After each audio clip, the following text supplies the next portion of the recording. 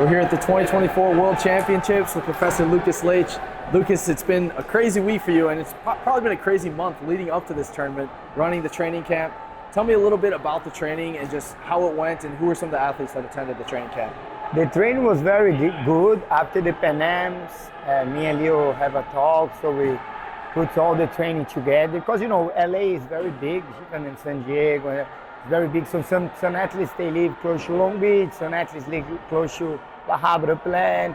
But we try to, you know, make good for everybody, so everybody sacrifice a little bit and to try train together for at least 2 months since the Pan Ams. And it was very good. Also, Sebastian brought a lot of good blue belts. He have a project in Brazil, Sebastian, the Curitiba city in São Paulo and Paraná states. So they make like 2 champions from that. 1 champion, I think, and 1 silver medal on the blue belt. So they also add very good quality for the training. And it was very good, you know. We try to be mix of like a hard training and technical training. I know it's hard to have the right how I can say the right dosage of hard training and technical training and strength condition. But I feel like everybody did great. We have awesome athletes, black belts. CheckMat have a lot of people on black belts. Of course, the girls, Natalie, my girls also are always going to talk about her. I think first time she do the worlds as a featherweight, so I think it will be a very good year for her. I hope so.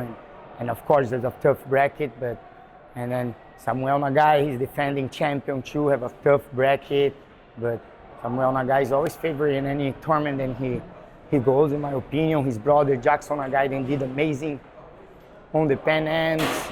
As a lightweight, he had a little bit problem, keep the lightweights down, so he decided to move up to the middleweights. And people don't know, but he's very strong. So yeah, I don't feel like he's gonna feel the strength difference. He doesn't look like, but he's very strong. So I really believe in him too. And of course, Nenego also another defending champion. Matias and Mateus Luna also always competing at the Worlds, always giving hard mats, and they can get there too.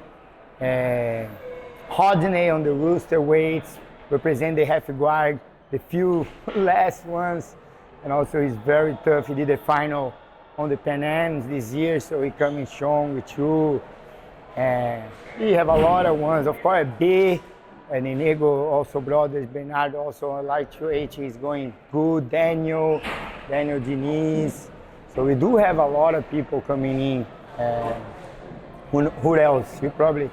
Dory, Elder. Eldon, El Monstro too, coming on the heavyweight. Adam, that was the small guys, the heavyweights. Adam, El Monstro, also the heavyweights. Paulo, also he going like super heavy. Jackson Douglas, those are the big boys from Bressan, middleweights too.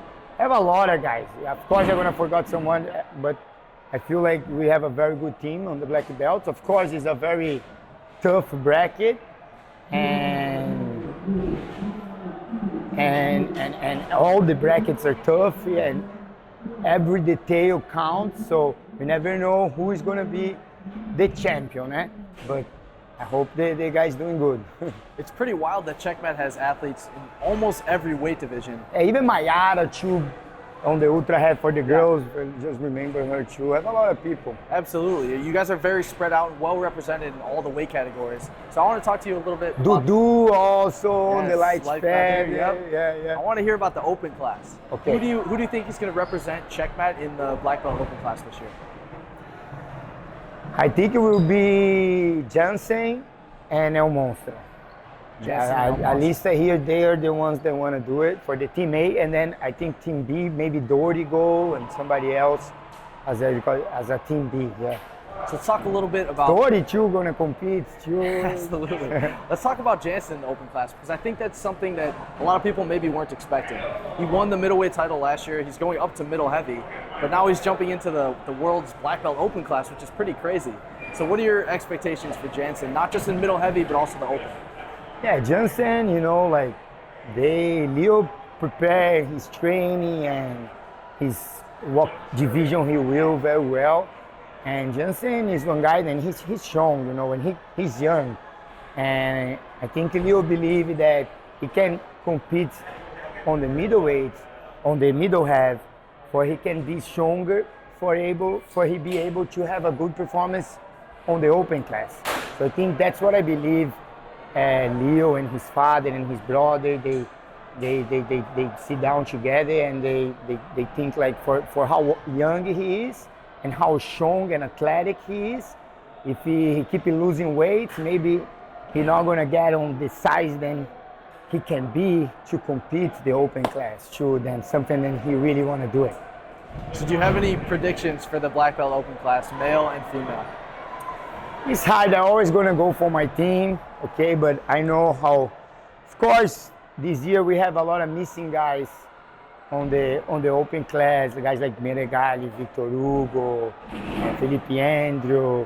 But doesn't matter who is here. You're always gonna have good mats and good fights. And also, sometimes it's also when those guys don't show up, it's also very interesting to see who is gonna be the next guy. You know, so. It's hard for me to predict it. Of course, I want Jenson and Monson to go all the way to the final, but open class is whoever have the right game and the right mindsets and doesn't make mistakes, that's the guy that's gonna win. Awesome. Well, thank you so much for your time. Congrats on all the work with Team CheckMat. You guys are doing amazing. Can't wait to see all your black belts out there Saturday and Sunday.